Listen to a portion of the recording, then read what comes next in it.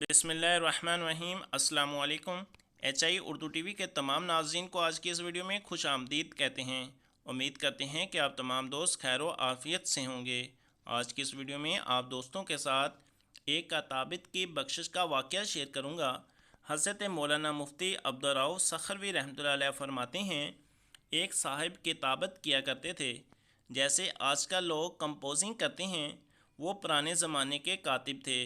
इनका एक अजीब मामूल था कि उन्होंने सिर्फ दुरूद शरीफ लिखने के लिए एक कापी बनाई हुई थी और वो रोज़ाना जब सुबह सवेरे किताबत करने के लिए बैठते तो किताबत करने से पहले इस कापी में फ़न किताबत की रोशनी में एक बहुत ही खूबसूरत दुरूद शरीफ लिखते थे। इसके बाद सुबह से लेकर शाम तक मुख्तलिफ़ मज़ामीन की किताबत करके इसी से गुज़र बसर करते। इनकी सारी ज़िंदगी इसी में गुज़र गई। इन कातिब साहब के इंतकाल का वक़्त जब करीब आया तो इन्हें आखिरत की फ़िक्र सवार हुई और डरने लगे कि कुछ ही देर बाद मैं इस दुनिया से चला जाऊंगा और आखिरत में पहुंचूंगा तो मालूम नहीं कि मेरे साथ क्या मामला होगा, मेरी बख्शिश होगी या नहीं होगी। इसी दौरान एक मजज़ूब इनके घर के पास से गुज़रा और इसने कहा, अरे तू आखिरत से क्यों घबराता है?